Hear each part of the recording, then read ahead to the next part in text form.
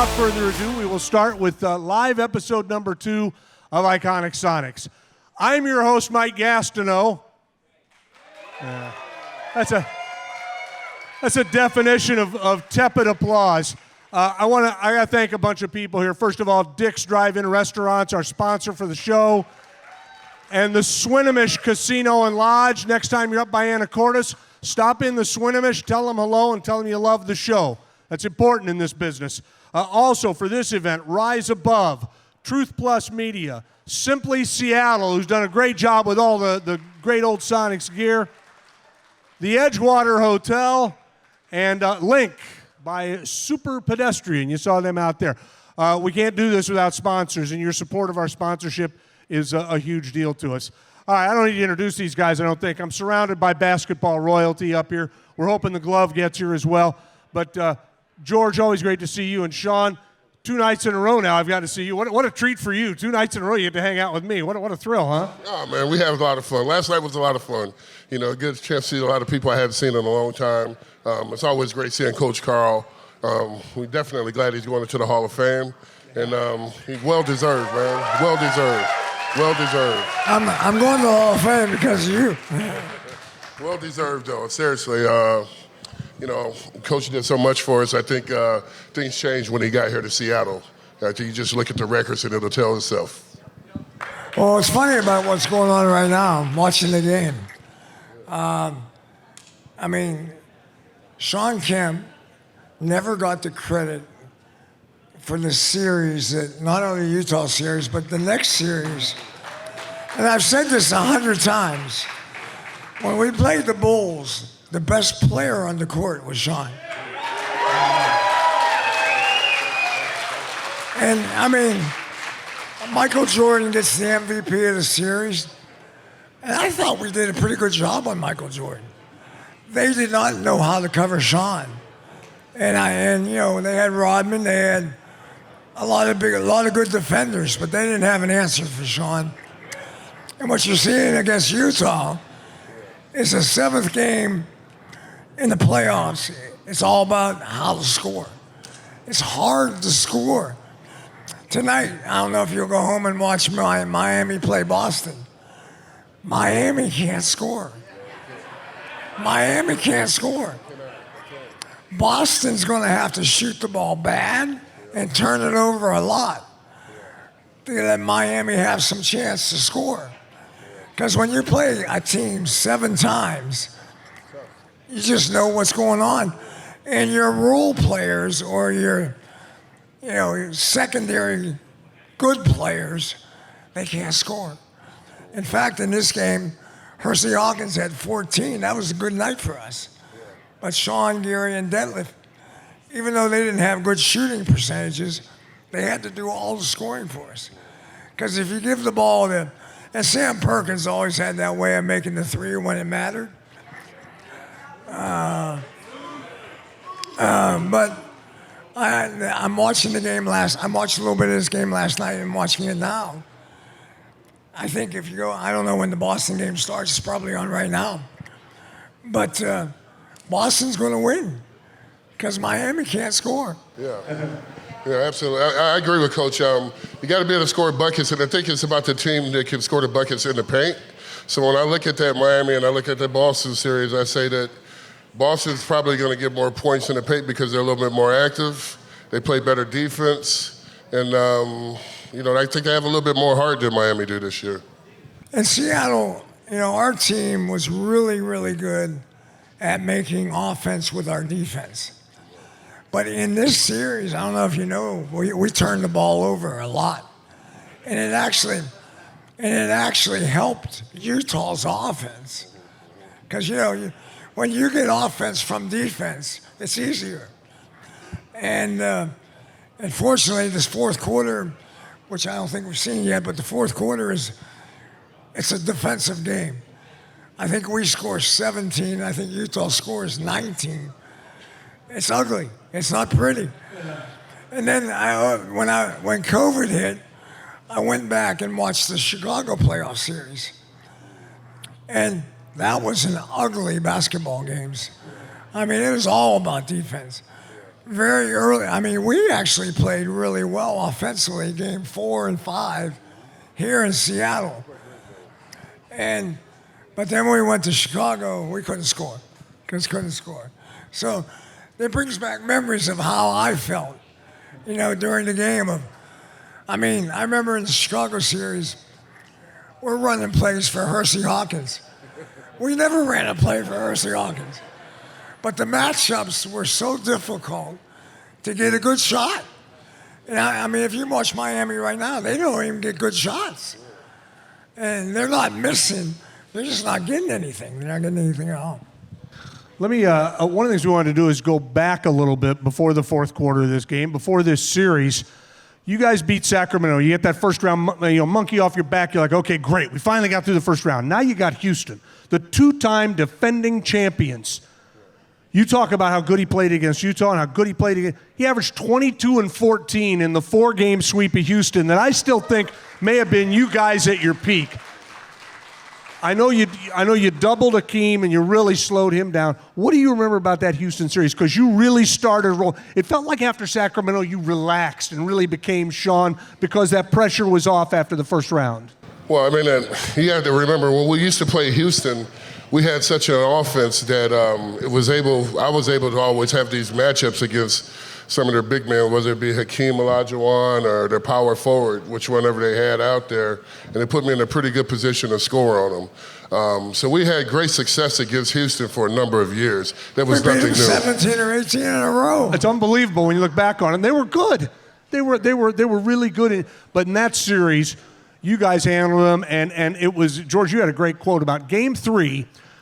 You guys have the lead. It kind of gets away from you a little bit. You fight back and you win Game 3. Now, and you said afterwards, this is one of your patented phrases, Shawn, but you heard this all the time. You said, our guys trusted each other tonight more than they ever have. You use the word trust all the time in the context of team. No, which is very true.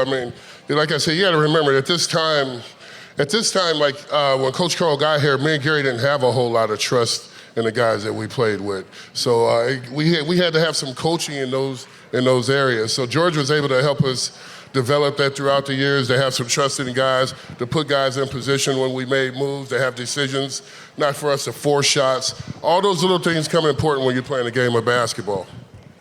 Well, the thing I believe that I got to give Bob Whitson some credit. Because, he built the team around Gary and Shawn's talent. But we had some great pros. Nate McMillan's a hell of a pro. Trading Benoit Benjamin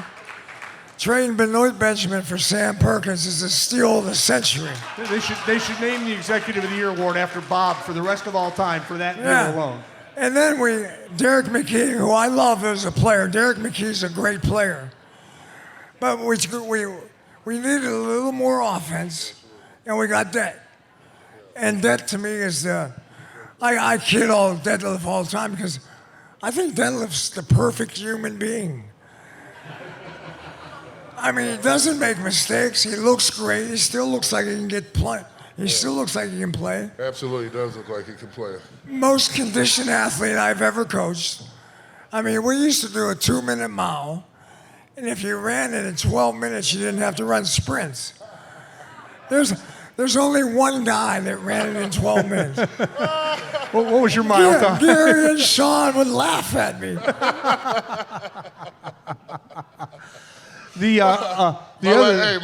My mile time was just finished. Yeah. It's like a guy's 40 time in football. Coach said 4-point ever. The other great quote out of that series was after Game 4. Same thing. You guys have a lead in the fourth quarter. You blow a 10-point lead. Houston's back in it. They don't want to get swept. It goes to overtime. Finally, you win. Everybody's exhausted. Afterwards, somebody asked Gary, what'd you think when Houston came back? And Gary said, I was thinking, why don't you guys just go die? You mentioned Nate.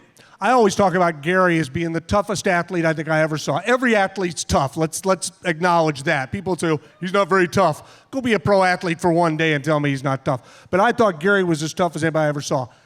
And then I look back on Nate's career, and let's look at Game 2 in that Houston series. Nate goes 5 for 5 from the three-point line. He's got 2 bad knees, a bad hip, a bad back, and in the game, gets hit in the face twice, necessitating cut man Frank Furtado to sew up 2 different cuts at 2 different times in that game.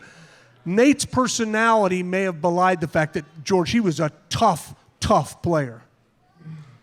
Well, I get a lot of questions on the Sonics, and over the years, who's better, Gary or Shawn? It's a tough one. I think Shawn's the most talented guy I've ever coached, and Gary might be the biggest son of a I've ever coached.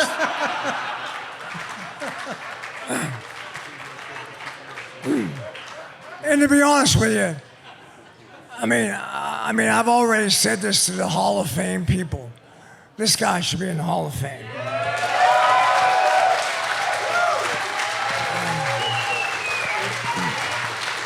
I agree, and I'll lob out the guy we were just talking about. Detlef Schrempf has a career so similar to Edgar Martinez's when you start looking at his numbers compared to other people in basketball. I think he should be. I've said that. I've said Detlef. And he was the first Euro, wasn't he? Was there anybody ahead of Det who had big star in the NBA? I think he should get some credit for that. You had Draws and Petrovic that had some all-star years. Right, sure, yeah.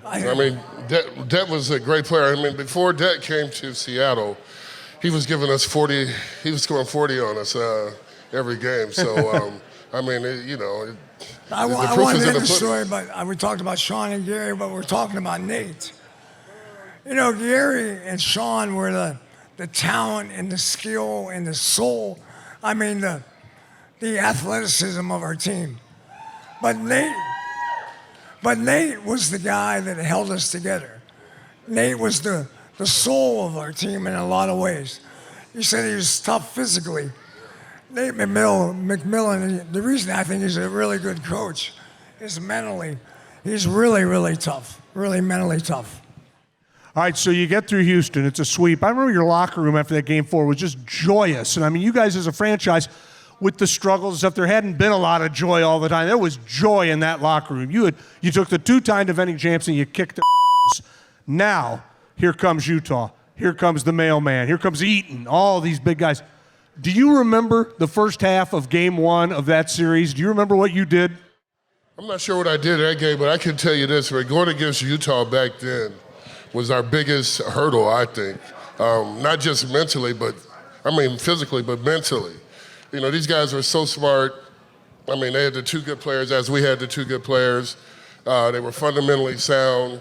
You guys don't know this, but me and Gary was studying John Stockton and Karl Malone for a long time. Yeah, we were studying what they did on that pick and roll. We were studying their chemistry for a long time. Uh-oh.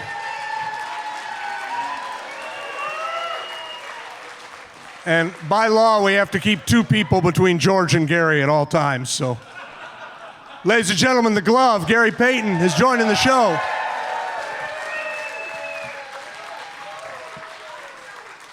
We'll let him settle in. We'll take a short break and then continue with round 2 of Iconic Sonics.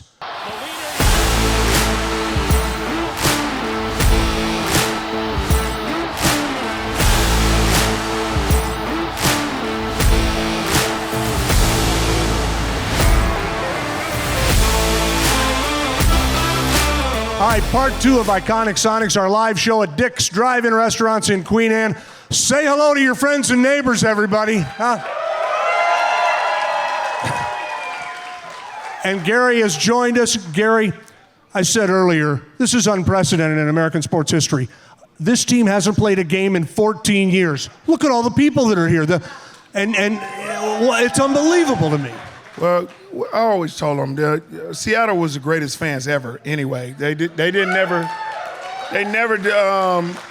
should have never lost our team. We should have never lost our team in 2007.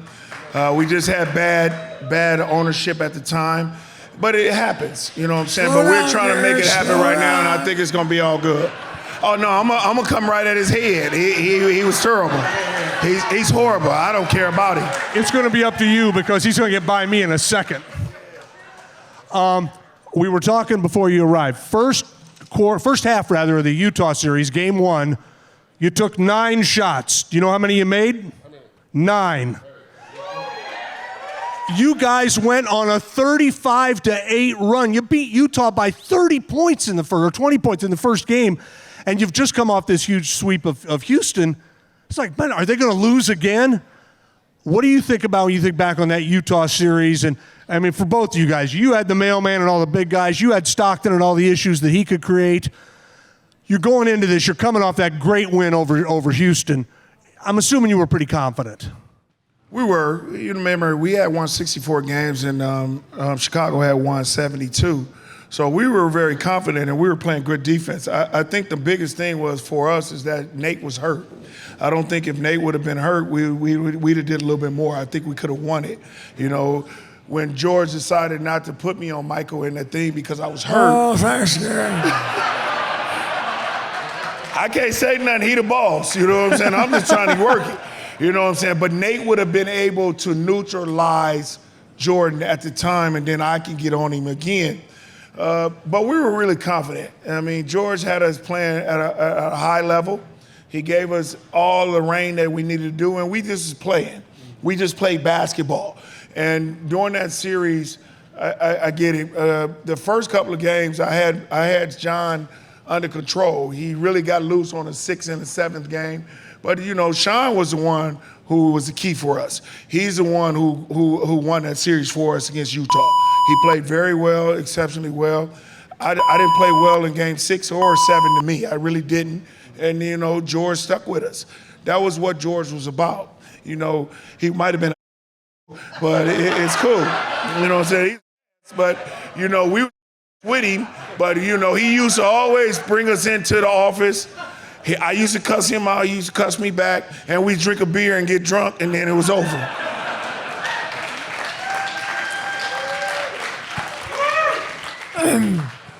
Something that... Just like a father and son relationship. You know what's... Gary and I had our battles, there's no question. But I want to tell a story that not many people know, I don't even know if Gary knows that I know.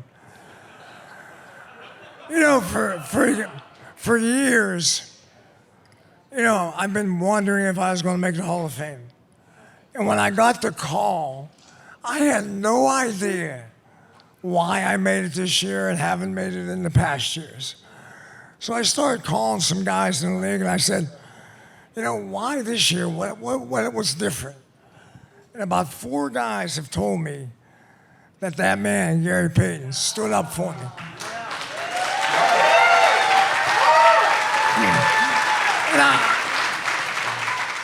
And I didn't even know, Gary, that you were on the committee. I didn't even know that he was on the committee of the Hall of Fame selection committee. But a couple guys like Grant Hill and a couple other guys told me that the man stood up for me, and a lot of what he said convinced everybody to get me in. Well, you know what, guys? It's a privilege for me to be on the Hall of Fame committee, and I think the reason is Jerry Colangelo changed everything in the Hall of Fame. He started bringing all the older guys out of there and the older people who were just having grudges about people about what they did in the past. The past is over. All of us made mistakes. And with my coach, and I'm going to tell you guys really, George Karl really recreated me in the NBA. You guys know me and Shawn, I was struggling for 2 years, Shawn was struggling for 3 years, and when they brought George in, he put us in a situation where he made us do what we had to do. We had to go and work. And when he brought Tim Gergerich in, it was something that stopped. The first thing he did, he said Summer League. Yeah, he said it's Summer League after 3 years and 2 years in the league, and we had to play Summer League, or we was gonna get our ass up out of here. You know what I'm saying? So it's cool. In Utah, of all places. So what I'm trying to say is, I'm on the committee, and I've been on the committee for the last 4 years, and they kept bringing up my coach. And they know I'm biased. I'm biased because that's my coach. So I'm keep telling them, we got to stop thinking about what he's did and how he was in the NBA, because you got to understand, how was I in the NBA? I was so too. You know what I'm saying? And I was a talker. That's what I did. So I said, y'all got to give that up. Let's get that out of there. And let's start thinking about what he has done for the game of basketball and how he has coached for basketball. And they really start listening. And then when they put me on both committees, and I got to look at the older ones who made the final decision after we made our votes to get him there, they understood. And, you know, hey, he's there. He's a Hall of Fame now. And what's going to be a pleasure for me is he asked me to be his presenter, and I'm going to be on the stage with him while he's doing that speech, and it's going to be a hell of a thing. I've told this story so often, but I don't think I've ever told it to you two, and I'm interested in your reaction, getting back to your relationship with the boss over here. You know, George and talk radio hosts didn't always get along either. And he and I would scrap, and I'd go, George, why are you so irascible? And he'd go, what you don't understand, Gas, is every day of my life starts with a 30-minute argument with Gary about something. Every day. That's in the coaches meeting. I had an argument with Bob Kloppenberg every day too. But you know what? That's just the way it started. You know what I'm saying? Like I said, me and George had to fight. That's just the way it had to be, because what it was is you guys got to understand, you guys have always used to watch me doing huddles. Where did I used to always sit at? I used to always sit on the top of the thing, and I was never in the huddle. So everybody kept messing with me, and George said, leave him alone.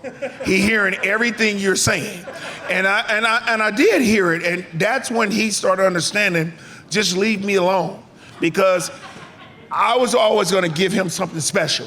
I don't care what it was. I was going to leave it out on the floor, and I would call the right plays. I would do that. And that's why George always, as y'all see me, he'll walk down the sideline, but he always would sit himself on the back, and he wouldn't say that until he wanted to call a timeout. Because he knew I was going to make the right call. I was going to get the ball to the right people.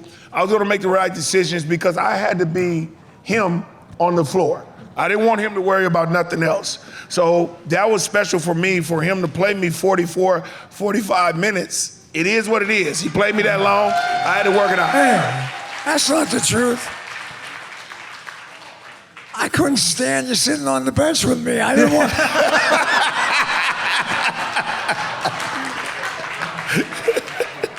Hey, we were talking earlier with some of the people when they got here, George, and you mentioned it, I brought it up as well, and I'd like all you guys to talk about this. We're in the middle of watching Game 7 of the Utah series. Everybody's enjoying it. The momentum of the series had shifted. You know, Game 5, you guys win a real close Game 4, and you're up 3-1. Stockton misses a 3 at the buzzer, and you guys are up 3-1. Next game, you guys are down 3, you miss a 3 right at the end. Now it's 3-2. Okay, we go back to Utah, and they just run you. They beat you by 35 points. They're coming back, and I remember saying on my radio show, I said, man, this team needs the town Sunday. They need everybody to be loud. And this town showed up that day. That arena was nuts. All you, Gary, starting with you and all of you, just your memories of the atmosphere in that building that day for what was an incredibly tense 2.5 hours. You remember, we opened up Key Arena that year, and it was really, really something.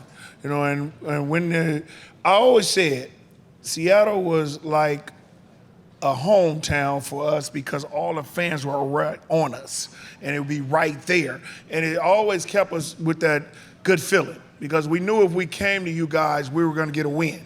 Because y'all was like it's a 12th man here, y'all was our 6th man. So y'all always had it right for us, and we knew if we got y'all in our corner, we was going to win basketball games.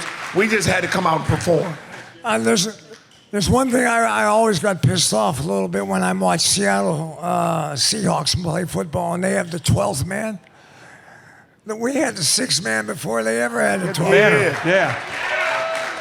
Hey, you hit some huge free throws in this series. Karl Malone struggled a bit from the foul line. If you remember, the fans were yelling, counting him down. They were in his head the whole series, a little bit on the free throw line. Did they get in his head, do you think? Did that bug him? Definitely, without a doubt.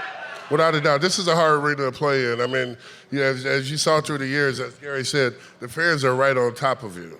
So these guys, they hated coming to the Seattle Coliseum to play, man. They hated coming there.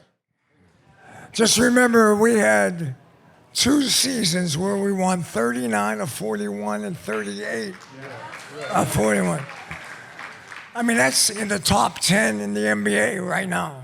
I mean, it's just that you don't just dominate like that, like we dominated on the home court. And you guys don't understand what Coach's saying. When you play 41 games at home and you only lose 2 and 3 games, man, that's hard. People don't want to come here. You know what I'm saying? They wouldn't want to come here, and we was always known for beating people at home. You know, we would go like 38-3, 39-2. You know what I'm saying? We used to win all our home games, and that's what we lived for, because when you came in here, we knew you guys was gonna give it to them, and we was gonna give it to them too. Yeah. I got to tell one last story. Maybe we'll go on. About Gary and I. Gary drove me crazy. There's no question about it. And I remember having a conversation with Tim Gergerich and Nate McMillan. And we're talking about Gary, and I said, come on, Nate, I can't put up with him anymore, man. He's driving me crazy. And Nate says to Gerg and I, Coach, Gary's a lot like you. And I said, no way. And Gerg and Nate, for like 5 minutes, explains how Gary and I are very similar. I used to tell him that all the time. Tell the same thing? I still do. I mean, tell it. Yeah, always. You got to understand, Coach is just like I'm. It is. See, when two get together and they can't compete with each other, they think they think you're bad.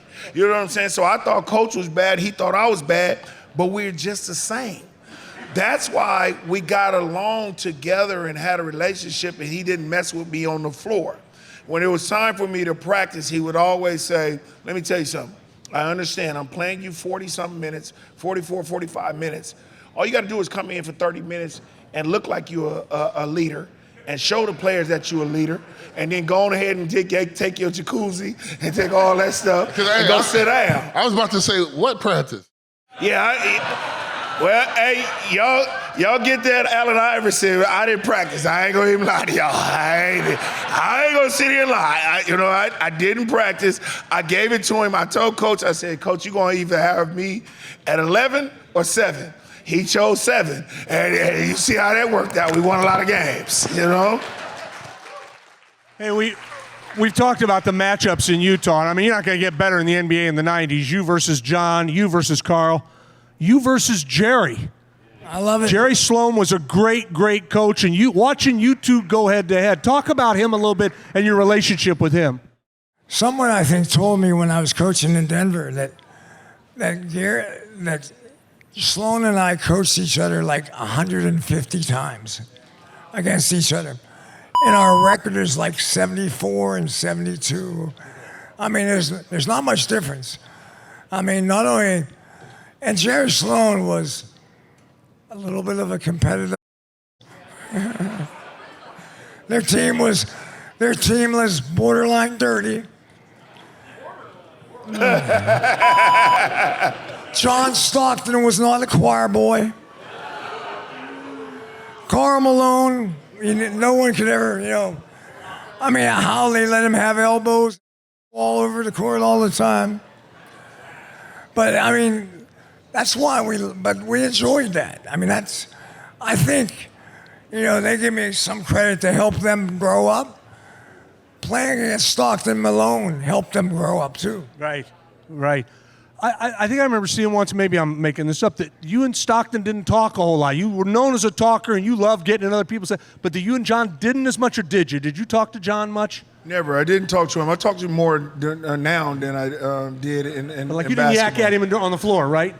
Basketball, I didn't care too much for him. You know what I'm saying? It wasn't like that. He wasn't my friend. I didn't really care for him. I care for him a lot now. We're very close.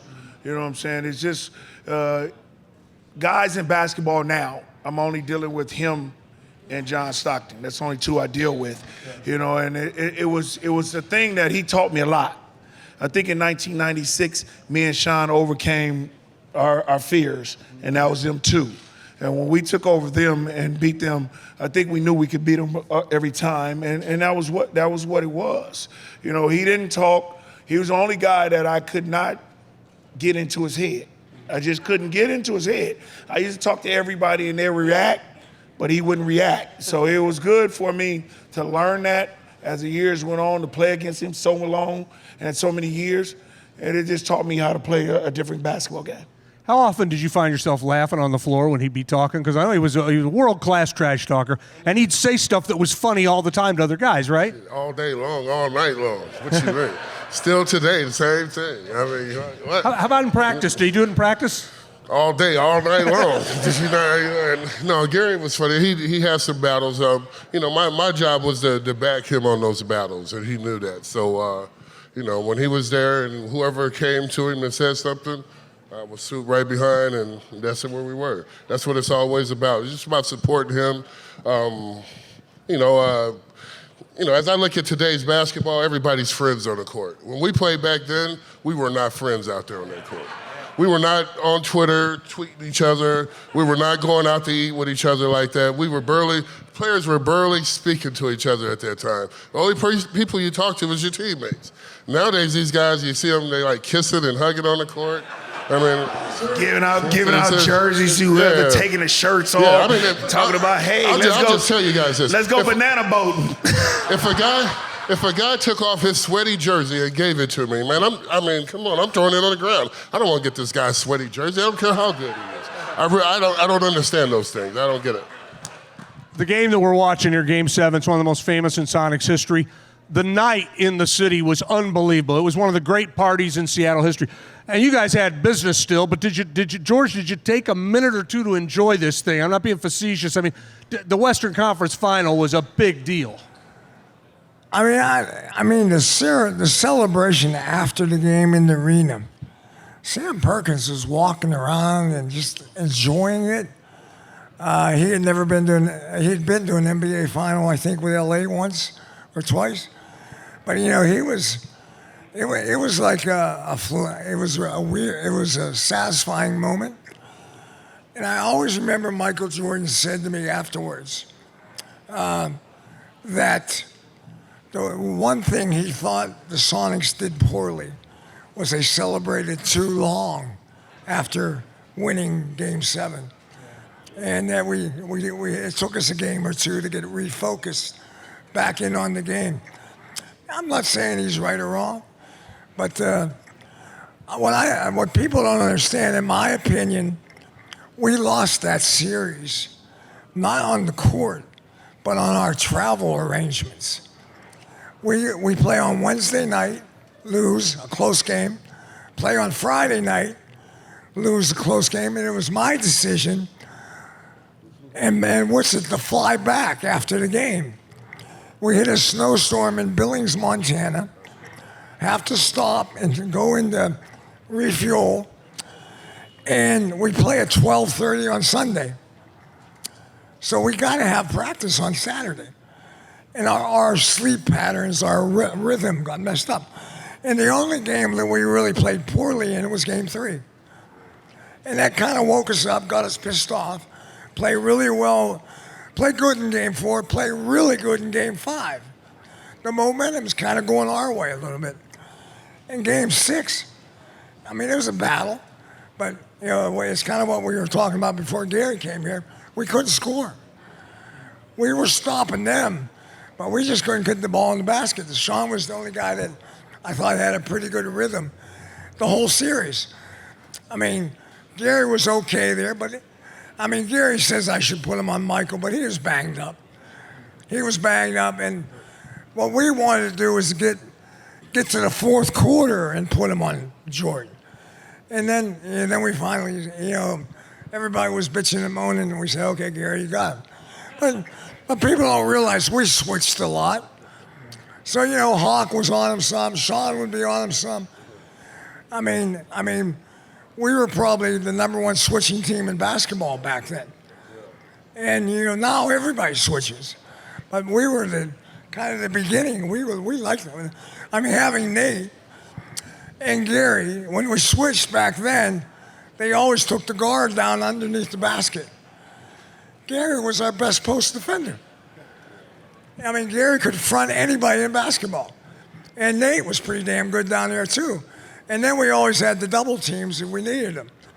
And so, you know, it's a situation where, we're on the verge of another NBA playoffs coming up with Boston probably playing Golden State.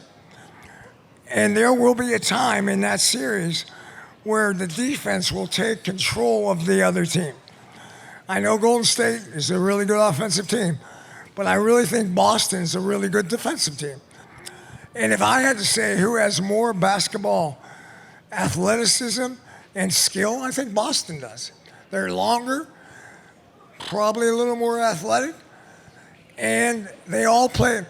There's not a guy on Boston's starting lineup that does not play serious defense.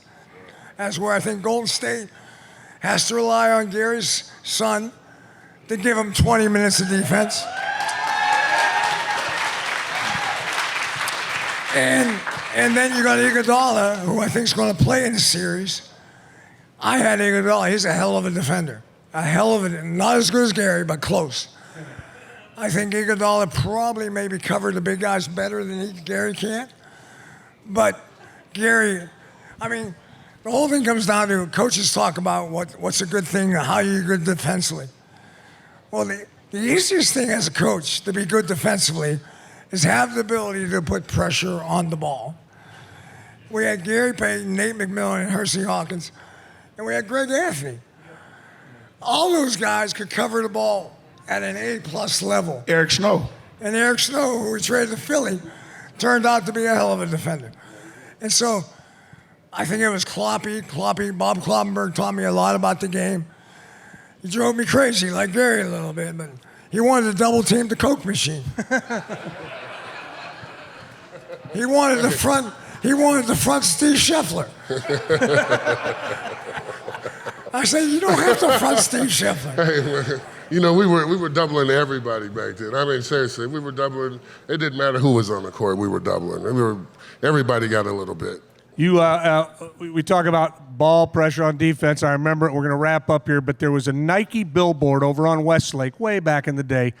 There's a picture of this guy, and just painted on a brick building.